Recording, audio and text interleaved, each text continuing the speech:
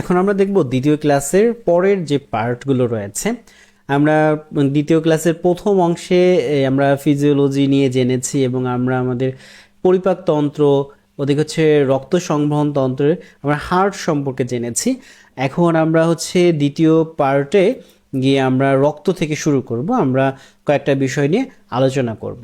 আচ্ছা, তো আমরা তো জানলাম যে হার্ট আমাদের অ্যাজ এ পাম্পিং মেশিন হিসেবে সারা দেহে আমাদের রক্তটাকে ছড়িয়ে দিচ্ছে।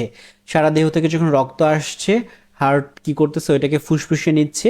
ফুসফুস থেকে রক্তযুক্ত মানে অক্সিজেনযুক্ত রক্তটা আমার হার্টে আসার পর ওইটা থেকে অ্যাওয়ারটা দিয়ে আবার সারা শরীরে ছড়িয়ে যাচ্ছে। এই যে রক্ত, আসলে রক্তের আসলে কাজটা কি, এটার ভূমিকাটা কি? এটার প্রধান যে ভূমিকা সেটা হচ্ছে আমার অক্সিজেনটাকে সারা দেহে ছড়িয়ে দেওয়া। এই অক্সিজেনটা আমার কোষে যাচ্ছে, কোষে গিয়ে কি করছে, আমার এনার্জি তৈরি করতেছে। কোষটাকে টিকে থাকার জন্যই অক্সিজেন লাগতেছে। এরপর কি, পুষ্টি উপাদানটাকে বিভিন্ন জায়গায় ছড়িয়ে দিচ্ছে। পুষ্টি উপাদানটা আমার বিভিন্ন কোষে যাচ্ছে। হরমোন লাগছে আমাদের মানবদেহে, যে হরমোন গ্রন্থিগুলো আছে, কিন্তু হরমোন যখন তৈরি হয় সেই হরমোনটা কিন্তু আমার বিভিন্ন জায়গায় যায়, রক্তের মাধ্যমে কিন্তু সেটা যাচ্ছে। আমরা দেখব যে লোকাল হরমোন আছে, যে লোকাল হরমোনটা ওই জায়গাতেই কাজ করে। যেমন অটোকয়েডস গুলো হচ্ছে লোকাল হরমোন, যেমন আপনার ওদিকে হচ্ছে হিস্টামিন। হিস্টামিন একটা লোকাল হরমোন, যেটা যে জায়গায় তৈরি হয় ওইখানেই কাজ করে। কিন্তু আমাদের মানবদেহে যে অন্যান্য যে হরমোনগুলো আছে, যেগুলো বেশিরভাগই এক জায়গায় তৈরি হয়ে আরেক জায়গায় কাজ করছে, বিভিন্ন জায়গায় যাচ্ছে হরমোনটা, এবং বিভিন্ন হচ্ছে এর মেকানিজম রয়েছে এবং ফাংশন রয়েছে। আচ্ছা, তো অক্সিজেন, পুষ্টি হরমোন এবং অন্যান্য প্রয়োজনীয় উপাদানগুলো কি করতেছে, পরিবহন করতেছে। পরিবহনের কাজ করছে হচ্ছে আমার রক্ত। তাহলে এই রক্ত পরিবহনে কাজ করতেছে একভাবে, আরেক জায়গায় কাজ করতেছে কি, আমার প্রতিরক্ষার কাজ করতেছে। ঠিক আছে, এগুলো এগুলো আমরা এগুলো নিয়ে জানবো। তার আগে আমি যদি আপনাদেরকে বলি, মনে করেন আপনার দেহ থেকে কিছু রক্ত নেওয়া হলো।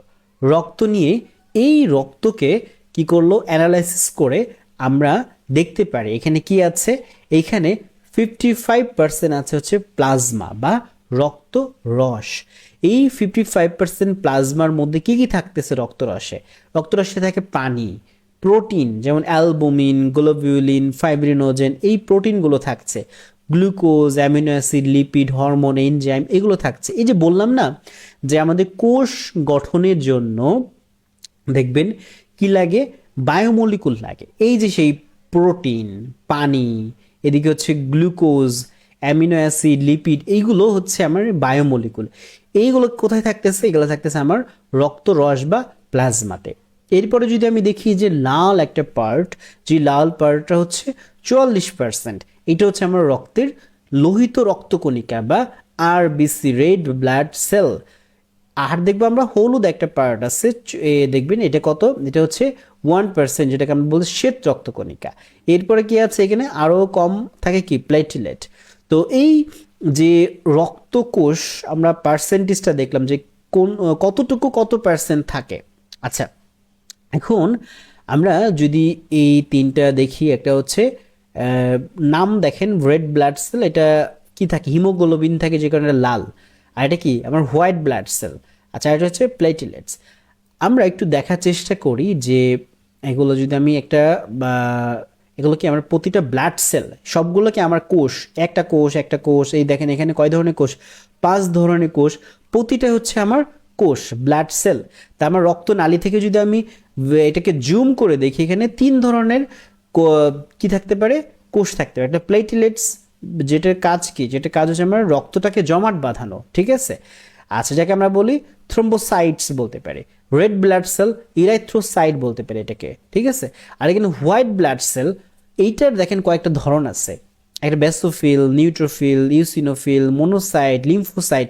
এটা আবার 5 ধরনের আছে এই কোষটা। তো আমরা জানি কি, হোয়াইট ব্লাড সেল এগুলোর বেশিরভাগই কাজই কি, আমাদের প্রতিরক্ষায় ভূমিকা রাখে। ওকে, তো কিভাবে কি রাখে আমরা জানার চেষ্টা করব। প্রথমে আসি আমরা লোহিত রক্তকণিকা নিয়ে।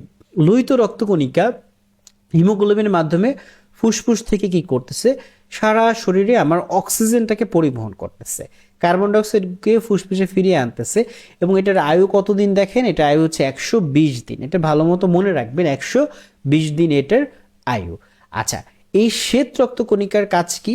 দেখবেন যে আপনার যখন সিবিসি রিপোর্টটা করা হয়, সিবিসিতে দেখবেন যখন আপনার বডিতে কোনো ইনফেকশন হচ্ছে, তখন দেখবেন যে এই ডাব্লিউবিসির যে কাউন্ট এটা বেড়ে গেছে, ডাব্লিউবিসির সংখ্যা বেড়ে গেছে। কেন বাড়বে ডাব্লিউবিসির সংখ্যা? কারণ কি? এই ডাব্লিউবিসির কাজ হচ্ছে আমাদের বডিতে যখন কোনো ভাইরাস ব্যাকটেরিয়া সংক্রমণ হয় বা ইনফেকশন হয়, এরা গিয়ে তখন ওই ভাইরাস ব্যাকটেরিয়ার বিরুদ্ধে ফাইট করে, যুদ্ধ করে, ঠিক আছে? এই যুদ্ধ করার জন্য কি হয়, তখন বেশি বেশি ডাব্লিউবিসি বা হোয়াইট ব্লাড সেল এটা তৈরি হতে থাকে। এই জন্য দেখবেন তখন সিবিসিতে ডাব্লিউবিসির কাউন্টটা বেশি থাকে যখন আপনার বডিতে কোনো ইনফেকশন হয়। আচ্ছা, এই সংক্রমণ অন্য কারণে, আরও কিছু কারণে হতে পারে, সেটা বিভিন্ন বিষয়াদি আছে। তো বেশিরভাগ এই সংক্রমণ বা রোগ প্রতিরোধের জন্যই আমার ডাব্লিউবিসি কাজ করে। তো এখানে কি কি আছে আমি বললাম, তো neutrophil, lymphocyte, monocyte, eosinophil, basophil, এইগুলো গিয়ে কাজ করে। এখন আমরা দেখি হচ্ছে এই শ্বেত রক্তকণিকার যে 5টা ধরন, এইটার এখানে দেখেন যে কয়েকটার কাজ আছে। এই যেমন ইউসিনোফিল অ্যালার্জির প্রতিক্রিয়া নিয়ন্ত্রণ করে, আমাদের যে বডিতে যে অ্যালার্জি হয় এইটা যাতে এই কি করে, এই ইউসিনোফিল গিয়ে সেই বিষয়টাকে ঠিকঠাক করে দিচ্ছে। আর এই হিস্টামিন রিলিজ হয় কোথায়? বেসোফিল। বেসোফিল কি করে? হিস্টামিন এবং হেপারিন ধারণ করে বেসোফিল। লিম্ফোসাইট, এটা অ্যান্টিবডি তৈরি করতেছে, লিম্ফোসাইট, ঠিক আছে? বি সেল, টি সেল, এই জিনিসগুলো লিম্ফোসাইট থেকে হয়। আচ্ছা, মোনোসাইট, এই মোনোসাইটের কাজ হচ্ছে ফ্যাগোসাইটোসিস করা। আপনারা অনেকেই হয়তো জানেন যে আমাদের বডিতে যখন কোনো ভাইরাস ব্যাকটেরিয়া যাচ্ছে, এগুলোকে কি করা হয়, এগুলো ফ্যাগোসাইটোসিস প্রক্রিয়ায় এগুলোকে নষ্ট করে দেওয়া হয়। সেই ফ্যাগোসাইটোসিসের কাজ করে এই মোনোসাইট। তো এরপর আসে নিউট্রোফিল, এটা কি করে? ব্যাকটেরিয়া অন্যান্য রোগ জীবাণু ধ্বংস করে। তাহলে এই যে যে সমন্বয় অনেকগুলো, আমার এখানে কি দেখলাম, রক্তকণিকা, এই রক্তকণিকাগুলো এগুলো কি করছে? সমন্বিতভাবে আমাদের বডিতে কাজ করছে। তো এই যে আমার কি বলে, white blood cell, white blood সেলের যে প্রতিটার কাজ, এটা কিন্তু একটু গুরুত্বপূর্ণ, আপনারা একটু মনোযোগ দিয়ে দেখবেন। এখান থেকে ওষুধ নিয়ে আমি এখানে সাথে কোনো সম্পর্ক আপনাদেরকে দেখাচ্ছি না, তবে শেখার জন্য, জানার জন্য আপনারা এটা একটু ভালো মতো পড়বেন। আচ্ছা, এখন দেখি হচ্ছে প্লেটলেটস। তো এটা কি করে? আমরা অনেকেই জানি যে রক্ত জমাট বাঁধতে সাহায্য করে, ঠিক আছে? এটা কিন্তু ভালো দিকও আছে, খারাপ দিকও আছে। আমার ধরেন যে কিছুক্ষণ আগে আমরা দেখলাম যে হার্টে আমার রক্ত জমাট বেঁধে কি হচ্ছে, সরি মানে আমার হচ্ছে করোনারি আর্টারিসে রক্ত জমাট বেঁধে কি হচ্ছে, আমার মায়োকার্ডিয়াল ইনফেকশন হচ্ছে, ওইখানে অ্যাথেরোস্ক্লেরোসিস হয়ে ইনফেকশন, কি বলে, আপনার ইনফ্র্যাকশন হচ্ছে। তো এই যে প্লেটলেটস, এই প্লেটলেটস কিন্তু আমাদের যখন অ্যাসপিরিন খাই, অ্যাসপিরিন কি করে, এই প্লেটলেটস যাতে কাজ না করতে পারে, রক্তটাকে জমাট না বাঁধতে পারে, সেই ব্যবস্থাটা নেয়। ক্লোপিডোগ্রেল এই একই ব্যবস্থা নিচ্ছে। কিন্তু আমাদের বডিতে যখন কোথাও কেটে যায়, কেটে গেলে কিন্তু ওই জায়গাটাতে কিন্তু আমার রক্তটাকে জমাট বেঁধে রক্তটা যেন অনবরত না বের হয়, সেই ব্যবস্থাটা নিতে হেল্প করে কিন্তু এই প্লেটলেটস। ওকে, রক্তক্ষরণটাকে বন্ধ করে, এটা ভালো মতো মনে রাখবেন। এর আয়ুষ্কাল 7 থেকে 10 দিন। এখন দেখি যে এই ফাংশনটাতে আমরা বুঝলাম অক্সিজেন পরিবহন, পুষ্টি পরিবহন, বজ্র পদার্থ অপসারণ, ইউরিয়া, কার্বন ডাইঅক্সাইড, এগুলো আমাদের বডি থেকে বের করে দেয়। রোগ প্রতিরোধ ব্যবস্থা নিচ্ছে, হরমোন পরিবহন, তাপমাত্রা নিয়ন্ত্রণ, রক্ত জমাট বাঁধা, এই যে বিষয়গুলো, এগুলো হচ্ছে আমার রক্তের ফাংশন। ওকে, আচ্ছা, এটা মনে রাখবেন আপনারা এই ফাংশনগুলো। এখন আমরা চলে আসি যে রক্তজনিত সাধারণ রোগ কি কি। দেখেন, অ্যানিমিয়া। অ্যানিমিয়া কি রোগ? অ্যানিমিয়া মানে কি? অ্যানিমিয়া মানে হচ্ছে আমার লোহিত রক্তকণিকা। এই লোহিত রক্তকণিকার অভাব যখন দেখা যাচ্ছে, এটা কি কি কারণে হতে পারে?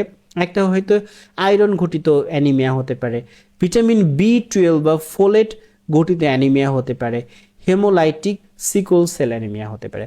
এই 4 ধরনের অ্যানিমিয়া হতে পারে, বা রক্তশূন্যতা বা লোহিত রক্তকণিকা বা হিমোগ্লোবিনের অভাব দেখা দিতে পারে। ওকে, এটা গেল একটা রোগ।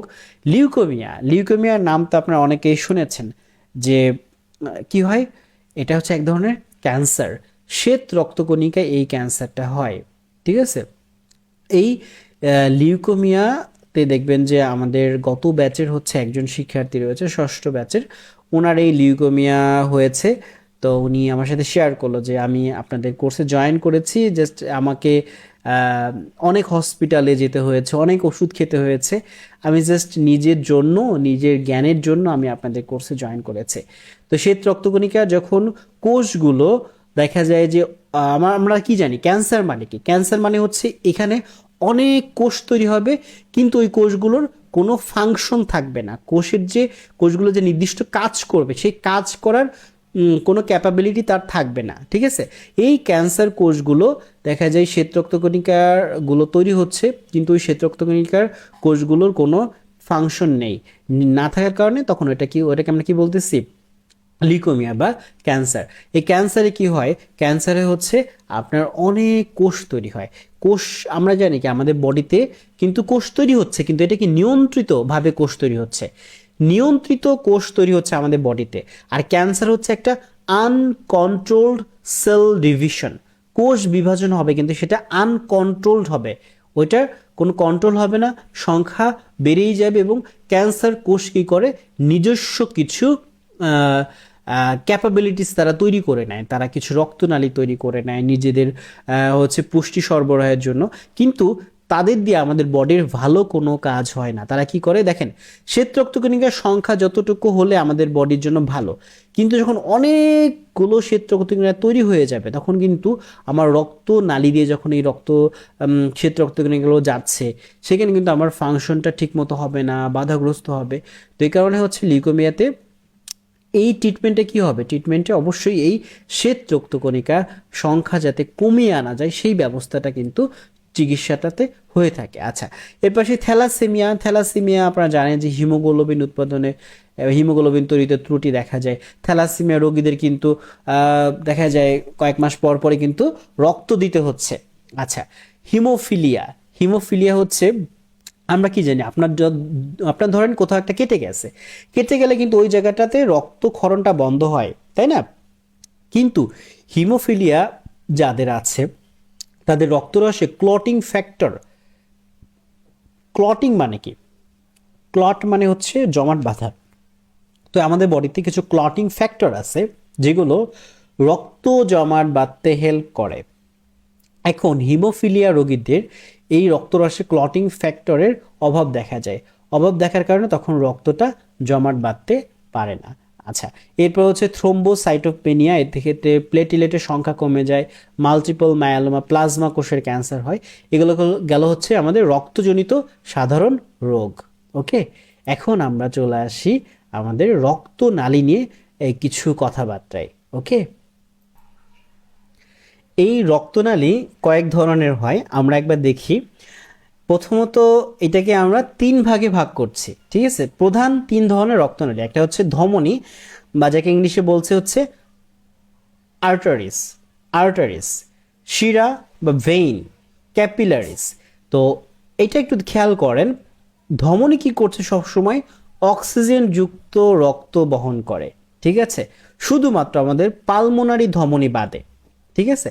পালমোনারি ধমনী আমরা হার্টে যখন ব্লাড ফ্লোটা পড়েছে তখন দেখেছি পালমোনারি ধমনী কি করতেছে, আমার কার্বন ডাইঅক্সাইড যুক্ত আমার ফুসফুসে নিয়ে যাচ্ছে, তো ওইটা আলাদা কথা। তো ধমনীগুলো কি করবে, অক্সিজেন যুক্ত রক্ত বহন করবে। এই ধমনী দেখেন, এই যেটা হচ্ছে আমার আর্টারি, অক্সিজেন যুক্ত লাল রক্ত, তো এইটা যখন ছোট হয়ে আসে এটাকে বলি আমরা হচ্ছে আর্টারিওল। এরপরে হচ্ছে শিরা, এটা কি করে, অক্সিজেন ছাড়া রক্ত মানে হচ্ছে কার্বন ডাইঅক্সাইড যুক্ত রক্ত, ভেইন, ভেইন হচ্ছে কার্বন ডাইঅক্সাইড যুক্ত বহন করে। এটা দেখবেন যখন ছোট হয়ে আসে এটাকে বলে আমরা ভেনিওল। তো এই আর্টারিওল এবং ভেনিওল এই দুটো মিলে কি হয়, ক্যাপিলারি গঠন করে, এই দুটো একসাথে হয়ে ক্যাপিলারি গঠন করছে। ক্যাপিলারি মানে কি, অতি ক্ষুদ্র রক্তনালী। এই বড় বড় রক্তনালী কিন্তু সব জায়গায় থাকা সম্ভব না। আমি বললাম যে আমাদের ফুসফুসের পাশে কি থাকে, ছোট ছোট ক্যাপিলারিস থাকে। এই ক্যাপিলারিসগুলো কি কি করতেছে, অক্সিজেন এবং কার্বন ডাইঅক্সাইড এক্সচেঞ্জ করার মাধ্যমে কিন্তু আমার রক্তটাকে পরিশুদ্ধ করতেছে। তো এই যে ছোট ছোট রক্তনালীগুলো, এগুলো কি দেখেন কি বলছে, ক্যাপিলারিস বলছে এগুলোকে, এগুলো অতি ক্ষুদ্র রক্তনালী যা ধমনী এবং শিরার মধ্যে সংযোগ স্থাপন করে। ওকে, তো ধমনী, শিরা, ক্যাপিলারি, এই 3টা ব্যাপার মনে রাখবেন।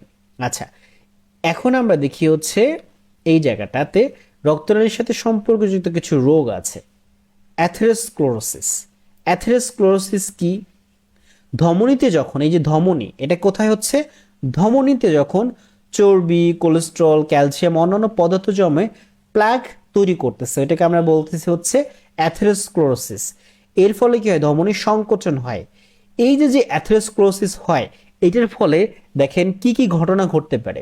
প্রথমত হচ্ছে আমার হার্টে যে করোনারি আর্টারিস আছে, এইখানে যে রক্তটা যাবে, এই রক্তটা কিন্তু আমার ঠিকমতো যেতে পারবে না। না যাওয়ার কারণে কি হচ্ছে? আমার অ্যানজাইনা হতে পারে, বুকে ব্যথা হচ্ছে, ওদিকে হচ্ছে আমার মায়োকার্ডিয়াল ইনফ্র্যাকশন, হার্ট অ্যাটাক হতে পারে। ঠিক আছে, তো এই জিনিসগুলো হয়। আবার কি, আমার এটা যদি আমাদের ব্রেনের রক্তনালীতে হচ্ছে, তখন কি হয়? তখন ইসচেমিক স্ট্রোক হতে পারে। তো এই যে অ্যাথেরোস্ক্লেরোসিস, এটা অনেক বাজে একটা জিনিস। এই জন্য এর থেকে আপনাকে মুক্ত হতে হলে কি করতে হবে? এই ঝুঁকিগুলো থেকে বেঁচে থাকতে হবে। প্রথমত হচ্ছে উচ্চ কোলেস্ট্রল। আপনার যদি রক্তে কোলেস্ট্রলের পরিমাণটা বেশি থাকে, আপনাকে এই ট্রিটমেন্ট নিতে হবে। রক্তে কোলেস্ট্রল বেশি থাকলে আপনার এই ট্রিটমেন্ট নিতে হবে। কোলেস্ট্রল কমানোর যে ওষুধ আছে সেটা খেতে হবে। আপনাকে লাইফস্টাইলে পরিবর্তন আনতে হবে। এটা গেল উচ্চ কোলেস্ট্রল। ধূমপান। ধূমপায়ীদের কিন্তু এই অ্যাথেরোস্ক্লেরোসিস হওয়ার ঝুঁকিটা বেশি। এই জন্য ধূমপান, অ্যালকোহল এগুলো এড়িয়ে চলতে হবে। উচ্চ রক্তচাপ। রক্তচাপ, উচ্চ রক্তচাপ বা হাইপারটেনশন হলে কিন্তু এটা ঝুঁকি থাকে।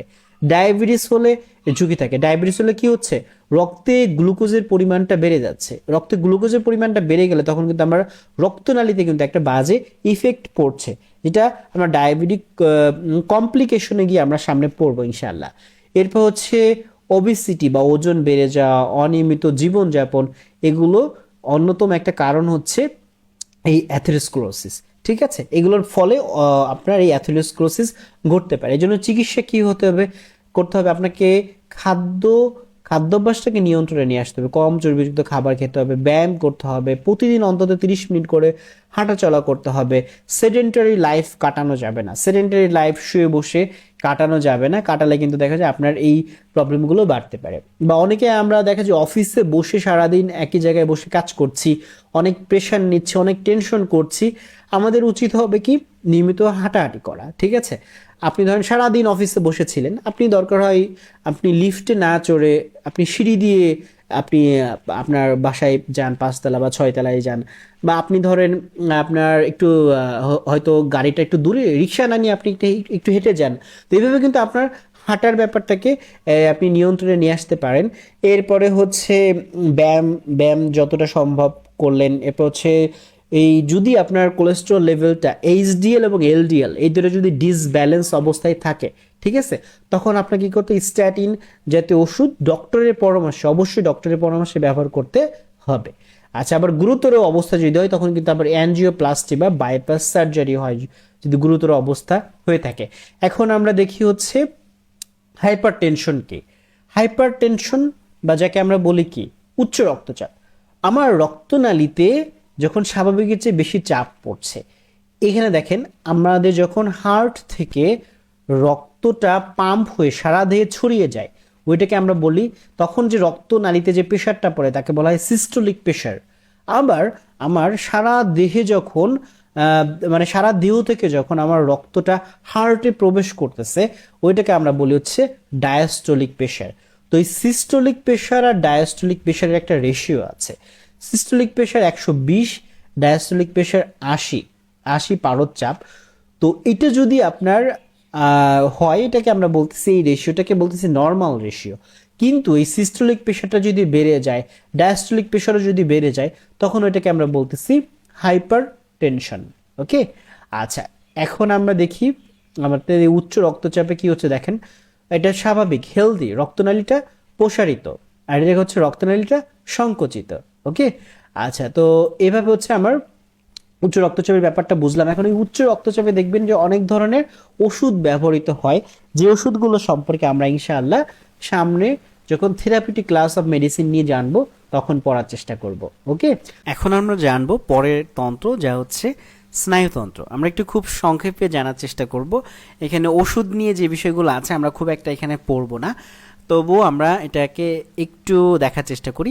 স্নায়ুতন্ত্রে আমাদের কি কি আছে, এটা আমাদের ব্রেইন আছে, তো সুষুম্না কাণ্ড, এই যে দেখবেন আমাদের এটা হচ্ছে কি আমাদের মেরুদণ্ড দিয়ে যে জিনিসটা যাচ্ছে মেরুদণ্ডের ভিতর দিয়ে, এটাকে আমরা বলছি সুষুম্না কাণ্ড বা স্পাইনাল কর্ড। এরপর হচ্ছে নার্ভস বা স্নায়ু আছে। তো এই যে আমাদের যখন স্নায়ুতন্ত্রে কোনো রোগ হয় ওটাকে আমরা বলি কি নিউরোলজিক্যাল ডিসঅর্ডার। আবার মানসিক হলে মানসিক রোগও রয়েছে। তো এই যে নিউরোলজিক্যাল ডিসঅর্ডারগুলো হয়, এগুলোর জন্য তো যে ওষুধগুলো আসলে কোথায় কাজ করছে, আমাদের ব্রেনে কাজ করে, আমাদের ব্রেনে থাকা যে নিউরো ট্রান্সমিটারগুলো আছে সেগুলোতে কাজ করে, আমাদের নার্ভ সেল আছে সেই সেলে গিয়ে কাজ করে। তো আমরা একটু দেখার চেষ্টা করি স্নায়ুতন্ত্রকে কয় ভাগে ভাগ করা যায়। প্রধানত দুই ভাগে, একটা হচ্ছে কেন্দ্রীয় স্নায়ুতন্ত্র বা সেন্ট্রাল নার্ভাস সিস্টেম, আমাদের ব্রেন। এই ব্রেনে কয়েকটা প্রধান পার্ট, সেরিবেলাম এবং ব্রেন স্টেম। এরপর হচ্ছে সুষুম্না কাণ্ড। তো এইগুলোকে আমরা বলছি সেন্ট্রাল নার্ভাস সিস্টেম। এরপরে হচ্ছে আমাদের প্রান্তীয়, যেগুলো হচ্ছে আমার দেখবেন যে হাতে, আপনার যখন কোথাও ধরেন হাতে কোথাও ব্যথা পাচ্ছেন, এটা কিন্তু এই যে সিগন্যালটা এটা কিন্তু আপনার ব্রেইন বুঝতে পারতেছে। তো এটা কীভাবে গেল, আপনার হাত থেকে কিন্তু ব্রেনে যাচ্ছে। তো এই যে হাত থেকে যে সিগন্যালটা যাচ্ছে এটাকে আমরা বলতেছি পেরিফেরাল নার্ভাস সিস্টেম। ওকে, তো এই পেরিফেরাল নার্ভাস সিস্টেমে কি আছে, সোমাটিক স্নায়ুতন্ত্র। সোমাটিক মানে হচ্ছে ইচ্ছাকৃতভাবে আপনি যেটা নাড়াতে পারতেছেন এটাকে বলি আমরা সোমাটিক। আর এটা হচ্ছে অটোনমিক কি, যেমন আপনার হার্ট কি চাইলে আপনি স্পন্দন বাড়াতে পারছেন না, কিন্তু আপনি যখন কোনো ভয় পাচ্ছেন তখন দেখবেন যে আপনার হার্টের স্পন্দনটা বেড়ে যাচ্ছে। এই যে ভয় পেয়ে যখন আপনার একটা পরিবর্তন আসতেছে এটাকে আমরা বলি সিম্প্যাথেটিক নার্ভাস সিস্টেম। অর্থাৎ আপনার ধরেন এখন 1 ঘন্টা পরে আপনার খুব অনেক গুরুত্বপূর্ণ একটা পরীক্ষার রেজাল্ট দিবে, তখন কি দেখবেন আপনার বুকের মধ্যে বুক ধরপড় করছে, হার্টবিটটা বেড়ে যাচ্ছে। তো এই যে একটা সময় এটাকে বলে আমরা ফাইট অ্যান্ড ফ্লাইট অবস্থা। তো এই অবস্থায় যে নার্ভাস সিস্টেম যে কাজটা করে একে বলা হয় সিম্প্যাথেটিক নার্ভাস সিস্টেম, ঠিক আছে। আর যে প্যারাসিম্প্যাথেটিক কোনটা, যে আপনি ধরেন চুপচাপ বসে আছেন, শুয়ে আছেন, বা আপনি খাওয়ার পরে আপনার ডাইজেশন হচ্ছে, রেস্ট অবস্থায় আছেন, ঘুমিয়ে আছেন, এই অবস্থায় যে নার্ভাস সিস্টেম কাজ করে কে বলছে আমরা প্যারাসিম্প্যাথেটিক নার্ভাস সিস্টেম। ওকে, তাহলে একটা দেখলাম আমরা অটোনমিক যেটা আমাদের কোনো নিয়ন্ত্রণ নাই, আর একটা হচ্ছে সোমাটিক যেটা আমাদের নিয়ন্ত্রণ আছে। আচ্ছা, এখন আমরা সেটাই দেখেন, এই যে এটা হল সেন্ট্রাল, শুধু ব্রেন এবং স্পাইনাল কর্ডে, যেটা হচ্ছে আমাদের মেরুদণ্ডর মধ্য দিয়ে গেছে, আর তার আশেপাশে যেগুলো রয়েছে সেগুলোকে আমরা বলতেছি হচ্ছে পেরিফেরাল। তাহলে সেন্ট্রাল আর পেরিফেরাল, আশা করি এই দুইটা ছবি দেখলে আপনার বুঝতে অসুবিধা হবে না। ওকে, এখন আমরা চলে আসি হচ্ছে স্নায়ুকোষ। এই যে স্নায়ুকোষকে কি বলি আমরা, স্নায়ুকোষে কি এখানে কি বলি, এটাকে নিউরন বলছি, তাই না। স্নায়ুতন্ত্রের যে কোষ, এখানে কি থাকে, নিউরন রয়েছে, গ্লিয়াল কোষ রয়েছে। তো প্রধানত নিউরনটা নিয়ে আমাদের আলোচনা করব। এখানে নিউরনে কি থাকে বলেন তো। নিউরনে থাকে ডেনড্রাইট, অ্যাক্সন এবং সিন্যাপস হয় নিউরনে। ডেনড্রাইট এবং অ্যাক্সন এই দুইটা মনে রাখেন। ডেনড্রাইট কোনটা, এই যে মাথার দিকে যেটা, এটা কি করে, এটা সংকেত গ্রহণ করে, সংকেতটা কি আমি বোঝাচ্ছি। আর অ্যাক্সন এটা কি করে, সংকেত প্রেরণ করে। আর সিন্যাপস হচ্ছে দুইটা নিউরনের মাঝে যে সংযোগ স্থাপন হয়, এটাকে বলে সিন্যাপস। আমি এটা আপনাদের দেখাই, এই ছবিগুলো একটু দেখেন। এই ছবিগুলো আপনারা অনেক সময় ধরেন মুভিতে দেখবেন, বা ব্রেনের কোনো একটা ফাংশনের সময় দেখবেন এই ছবিগুলো দেখানো হচ্ছে। এই একটা তাহলে একটা যখন আপনার নিউরনের সাথে আরেকটা নিউরনের সংযোগ হচ্ছে, একটা হলো আপনার হচ্ছে ডেনড্রাইটের সাথে অ্যাক্সনের যখন সংযোগ হচ্ছে, এটাকে বলা হচ্ছে সিন্যাপস।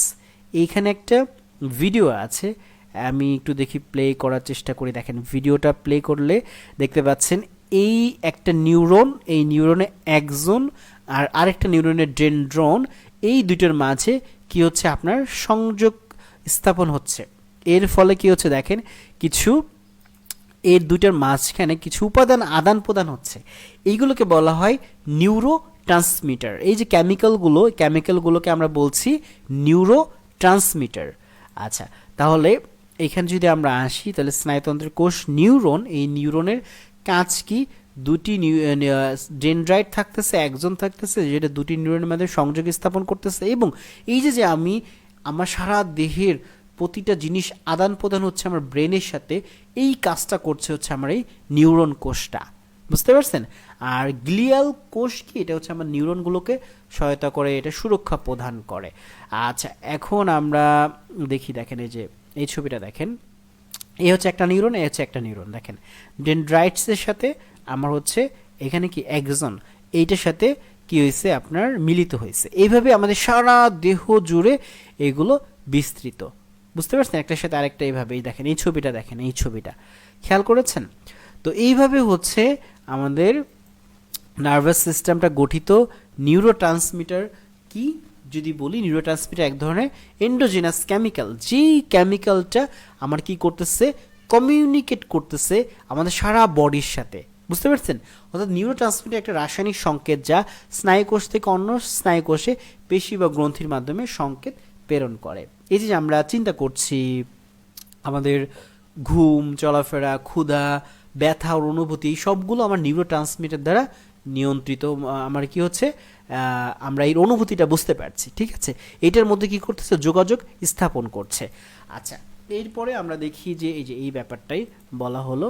এখন কিছু নিউরোট্রান্সমিটার আছে, এগুলো আপনারা একটু বই দেখে আপনারা এর উদাহরণগুলো দেখবেন, যতটা পারেন মনে রাখার চেষ্টা করবেন। অ্যাসিটাইল কোলিন একটা নিউরোট্রান্সমিটার, যেটা মূল কাজ কি, আমাদের স্মৃতি, শেখা, পেশি সংকোচন এগুলোতে কাজ করে। ডোপামিন, ডোপামিনটা দেখবেন আমাদের আনন্দ, মোটিভেশন, ঠিক আছে, এইটাতে হেল্প করছে। এই ডোপামিন দেখা যায় কমে গেলে তখন কিন্তু পার্কিনসন ডিজিজ দেখা দেয়। সেরোটোনিন আমাদের মেজাজ, ঘুম, ক্ষুধা, এটা কিন্তু নিয়ন্ত্রণ হয় সেরোটোনিনের মাধ্যমে। সেরোটোনিন কমে গেলে ডিপ্রেশন, উদ্বেগ এগুলো দেখা দেয়। তো এই যে যে নিউরোট্রান্সমিটারগুলো, এগুলোর প্রতিটা কাজগুলো একটু দেখার চেষ্টা করবেন আপনারা। এরপর হচ্ছে রোগগুলো নিয়ে যদি বলি, নিউরোট্রান্সমিটার রিলেটেড, স্ট্রোক, এটা কিন্তু আমাদের নিউরোট্রান্সমিটার বা আমাদের ব্রেন রিলেটেড স্ট্রোক, ঠিক আছে। পার্কিনসন্স ডিজিজ রয়েছে, এক্ষেত্রে ডোপামিন কমে গেলে দেখা যায় একটু বয়স্ক রোগীরা হাত পা নাড়াতে পারতেছে না বা ঠিকমতো মুভমেন্ট করতে পারতেছে না। ওকে, হচ্ছে Alzheimer disease, epilepsy, migraine, depression, schizophrenia, bipolar disorder, obsessive compulsive disorder, OCD, অনেকে ওসিডির নাম শুনেছেন, অবসেসিভ কম্পালসিভ ডিসঅর্ডার, দেখা যায় রোগী একই কাজ বারবার করে করতেছে, ঠিক আছে, তার কাছে মনে হতে পারে যে হ্যাঁ আমার, মনে করেন তার হাত সে বারবার করে ধুচ্ছে, যে আমার হাতে হয়তো ময়লা যাচ্ছে না, বা দেখা যায় সে হয়তো দরজা তালা দিয়ে বাইরে বের হচ্ছে, তার মনে নেই সে দরজা তালা দিয়েছে কিনা। এরকম কিন্তু যখন তার কন্টিনিউয়াসলি এই বিষয়গুলো হয়, তার ব্রেনের মধ্যে একই জিনিস বারবার করে ঘুরতে থাকে এবং তার মনে হয় না এটা ঠিক হয় নাই, তো এটা যখন বারবার হয় তখন সেটাকে আমরা বলতেছি অবসেসিভ কম্পালসিভ ডিসঅর্ডার। এটা কিন্তু একবার দুবার বা জাস্ট নর্মালি, কিন্তু আমারও কিন্তু এমন হয়, দেখা যায় হয়তো কোথাও, হ্যাঁ আমি চাবিটা কি রেখে আসলাম নাকি কি করলাম একটু দেখে আসি, তালাটা কি দিয়ে আসলাম নাকি খুলে আসলাম, এটা দেখি, তো এটা কিন্তু আমারও হয়। তো এই জিনিসগুলো যখন কারো দৈনন্দিন বিভিন্ন কাজে এই প্রবলেমটা দেখা দেয়, সেটাকে আমরা বলছি অবসেসিভ কম্পালসিভ ডিসঅর্ডার। এটা নিয়ে একটু আপনারা দেখতে পারেন।